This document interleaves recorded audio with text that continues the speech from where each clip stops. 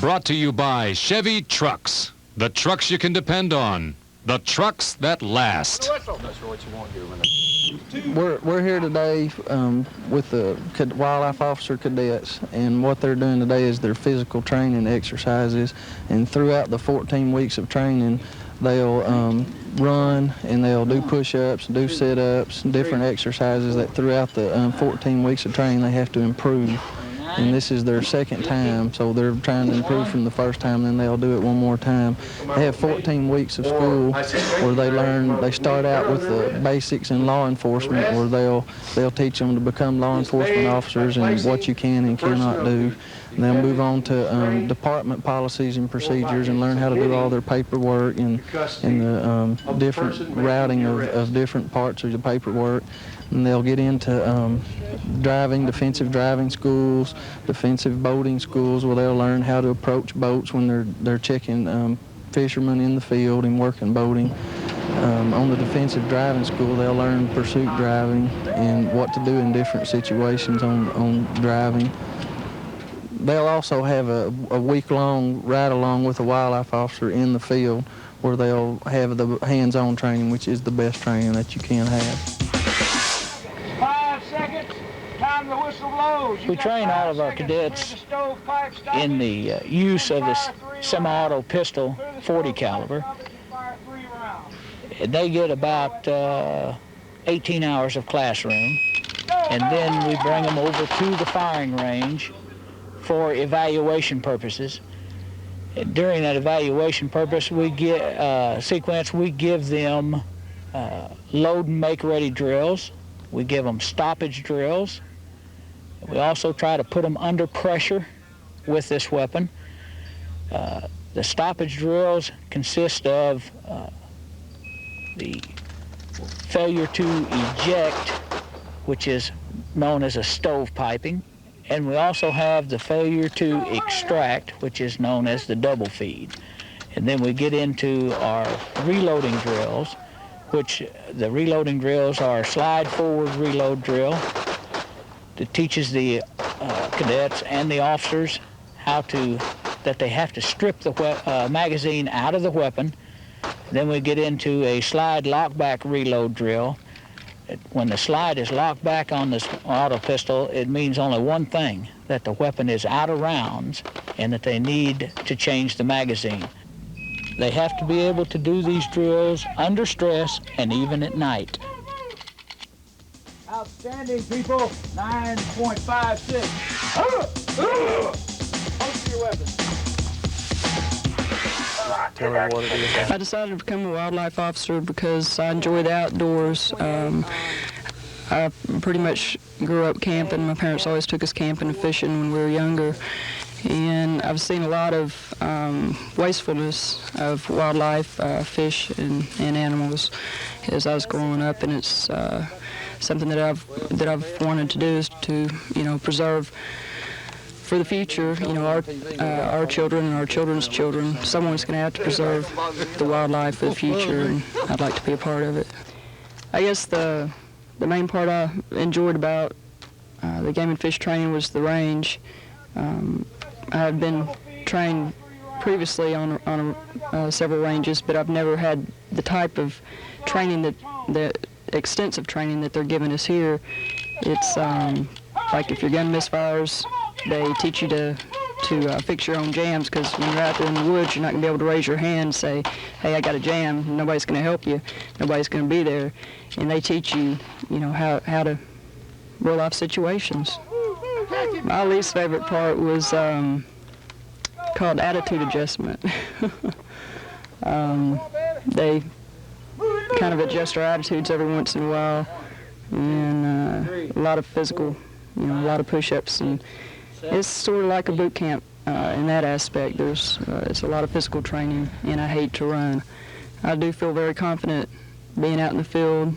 They even provided us a week out in the field with a supervised trainer. We spent a whole week observing, watching what they were doing, and it really made me feel a lot more comfortable with getting out there by myself.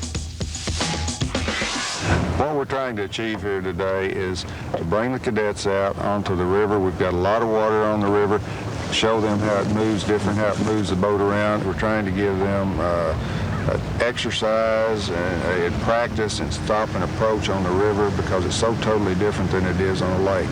You have so many variables with the water as far as boat handling and how you approach, how you have to keep safety is much more important than it is, say, on a lake because of the differences in the water, the way it's handling you. It actually handles the boat itself. How y'all doing? Doing fine. Y'all been doing any fishing? Trying to.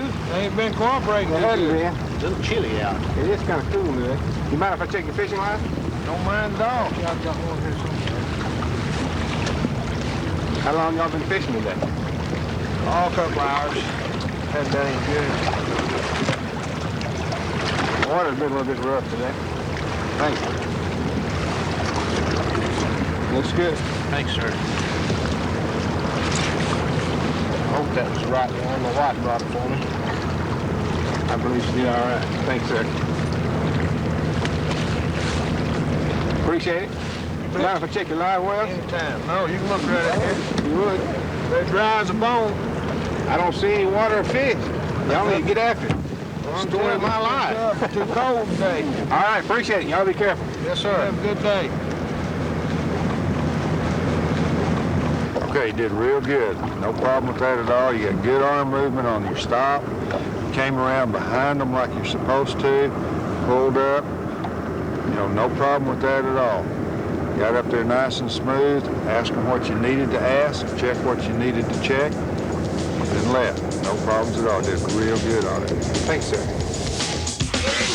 That's what everybody's saying. Part of our job of being a wildlife officer is informing the people about the laws, and we warn them and tell them, you know, what they can do and what they can't do. And when we find them violating after we warn them, we have to issue them a citation. Right? Yes, sir. Is that the way you got it figured? Yes, sir. Okay. All right, guys. That's what we needed. Y'all be careful now. Have you got your card? Yeah. We're working the roads on road hunting too. If we was just coming out of the woods, I mean, we're I know. not messing with When you each other. We're going back to the truck. get 50 yards from the road you can't hunt, you got to unload your gun. You can see our truck I up there. saw it up there when I was pulling in. I knew exactly who I was going to be talking to. But what I'm saying, if y'all would have seen the deer run across the road with a rack like that, y'all wouldn't have shot, right? No, we probably had to. Okay, that's what I'm saying. If your gun's unloaded, you wouldn't have, though. See what I'm saying? And that's what the law is. Well, I understand the fact about it not being, you know, not being able to hunt on the road, but I mean, it wasn't like we were sitting here on the road. I mean, we just walked out of the woods. I understand that. I mean, we hadn't been out of the woods 5 seconds till y'all come up. The law says if you're within 50 yards of a road, you can't hunt from it.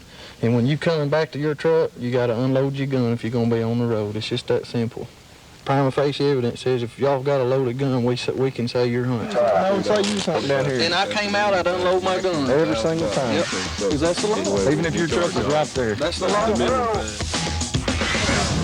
The mobile wildlife checkpoints that we have set up in various parts of the state, like the one you see here, are primarily enforcement tools and also to gather data for our biological divisions within the Game and Fish Commission. Rather than being roadblocks, they are in a sense, but primarily they're tools to find violations among hunters and also to give hunters the knowledge and the impression that we are here doing our job as they want us to do, since they're the ones that pay our salary. If they are considered roadblocks in a sense, it's okay really, because we feel that the state has a overwhelming concern, or a concern to protect its wildlife that overwhelms any minimal intrusion that's caused by asking a few questions from a questionnaire. The questionnaire that we have that each hunting vehicle is asked determines such things as how many deer they've seen, how many turkey or bear or other wildlife species they have seen on the areas, and we need that data to be able to set our seasons in terms of how many deer can be killed by an individual hunter and so forth. Today, our wildlife officers are in the field on what you might call routine patrol. checking licenses and limits. Arkansas Game Fish. Need to check your license real quick. Don't have any luck? I'll call you Kentucky. Now, these anglers were not stopped because they're suspected of any sort of wrongdoing. Quite the oppososite.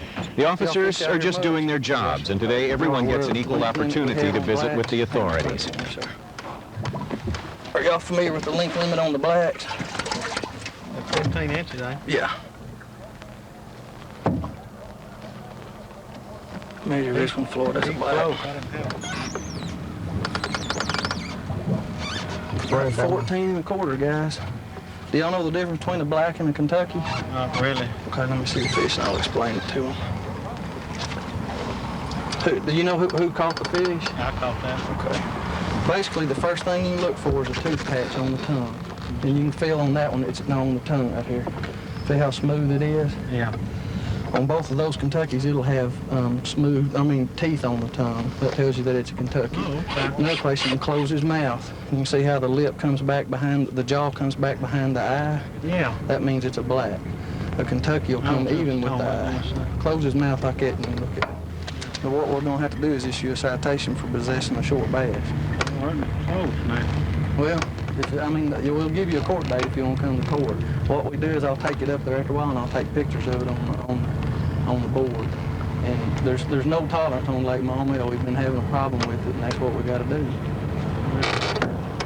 We try to obey the law. Well, I understand that, but that's the law down here. Two fishermen properly licensed with the legal number of fish which they assumed to be of legal length. In other words, anglers who had every intention of obeying the law. They just couldn't properly ID the species. Could be just about any of us, because almost every one of us could stand some improvement when it comes to knowing your fish in the field.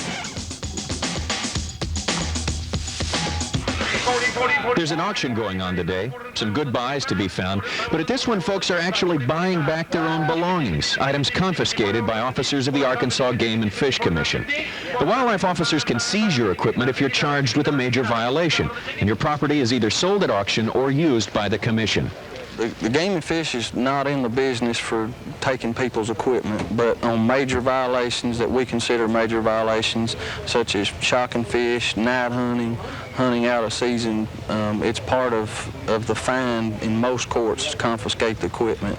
And that can go anywhere from your gun to your boat to your vehicle. And we consider them the major violations. Is normally the only time that we confiscate equipment. We have approximately 250 guns today that we're auctioning that we have taken from violators on major violations this year. And we're not in the business to confiscate people's guns, but the people here know that we'll do it if we have to do it, and that's part of being a violator. And for example, we have a Belgian-made shotgun that could bring up to $800 that these people have lost out of their pocket. We're not out here just to confiscate people's equipment. Our main purpose is to enforce the laws and to teach good wildlife management and conservation and hunter safety. We just want to ensure that the people have a good, safe hunting and fishing experience. Wildlife officers are out there to protect us and our resources, but they won't hesitate to seize your belongings if a crime is committed. Fish shocking, hunting out of season, illegal night hunting, and failure to adhere to limits are just some of the reasons property can be seized and then sold at auction. Today, wildlife officers of the Arkansas Game and Fish Commission are anxiously awaiting the arrival of a precious cargo. 16 ruffed grouse, which are being shipped from a farm in Pennsylvania, will find new homes in the state. Not only are our nation's wildlife officers responsible for keeping law and order, they're also responsible for reestablishing populations of native wildlife species that have, for one reason or another, become scarce or absent from their original territories. Get a hold of this. Yeah, I got it now. Okay. Well, he's had a long day. He was flown in from northeastern part of the United States. He arrived in by commercial plane today. Arrived midday, and we now have arrived at the release site. We're going to release him in this particular area here because it is a hardwood regeneration area. That is a early growth forest. This type of habitat that the grouse does require, and it provides food and cover for the bird. And this bird here appears to be in good shape. Let's check the band and see. We take several biological data information from the bird. When they capture the bird, they record what sex the bird is, and also record whether it's an adult or juvenile. And this bird appears to be a juvenile bird, a male, and it has a red color phase and was trapped 3 days ago on October the 2nd. So now we'll see how the bird flies and see the condition. Okay.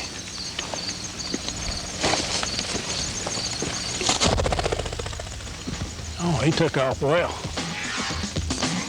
Excellent shape. Excellent shape. Excellent shape.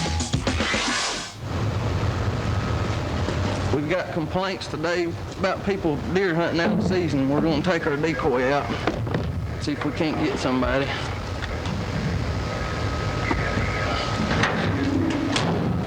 Chris, there's a real good spot right here if you want to try it. See down that road?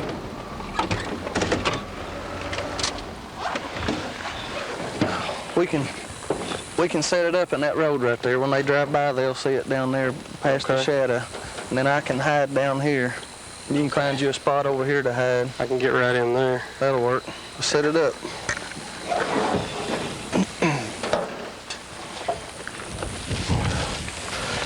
In 1987, the Arkansas Game and Fish started using deer decoys, and they started off using cardboard decoys, and then they went to using wood decoys.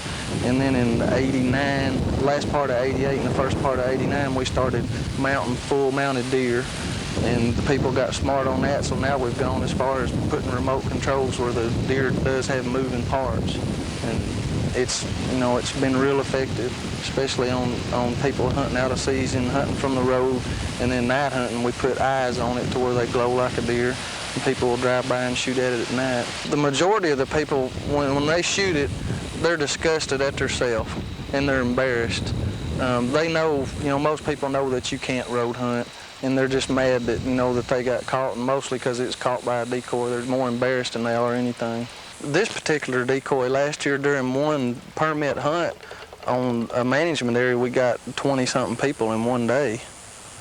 And then the next day the word got out, that we were doing it, and they really slowed down. It was hard to even get a single person. That's why if we work an area for a little while, we'll pick it up and we'll go to another area, because the word spreads quick when they find out that we're doing it.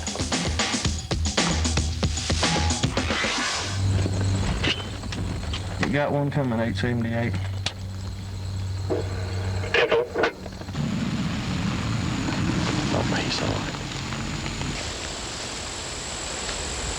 Okay, he's stopping. Let us know what he's doing. Okay, he's out of the truck. He's got a crossbow.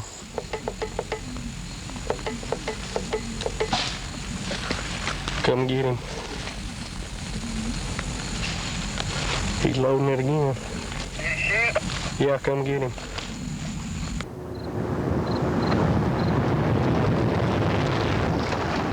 He's loaded it again. He's fixing to shoot again. Shot twice. He's stuck him. Come on. You have a driver's license? I promise you, I lived around here. They turn that stuff off on my road. The end of Bandy Road? Mm-hmm. Ever since I was a kid, and I swear to God, I didn't know this was no county road. Well, anytime you have the white signs on them that tells the name of the road and everything, they're county roads. The white signs? Yeah, the county road signs. They're any city, county, state, or federally maintained road. Let me tell you this. I swear to God, I am 34 years old.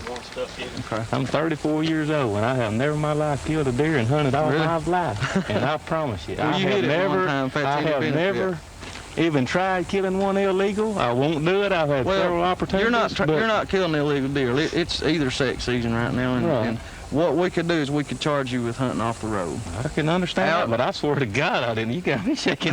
Well, we're just doing our job. Yeah. We've had some complaints of people rifle hunting out there, and that's the ones we're after. We're not necessarily after the bow hunters. I fish all them tournaments on Mall Mill, and I've heard shots and stuff back in here at night. Well, that's why we're in here working, yeah. you know. What we're going to do, I promise you, out here, the main reason we're doing it is because there's no houses and stuff. We're especially with a bow, we're not going to write you a ticket for hunting from the road. We're going to issue a warning ticket and tell you that we've told you that what the law is, and you can hunt from any city, county, state, or federally maintained road. Okay?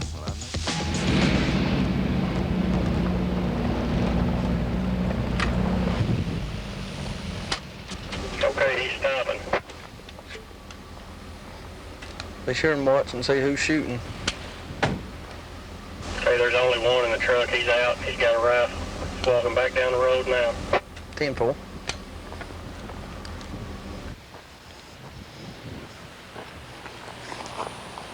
He shot. Come get him. He shot twice. I'm coming.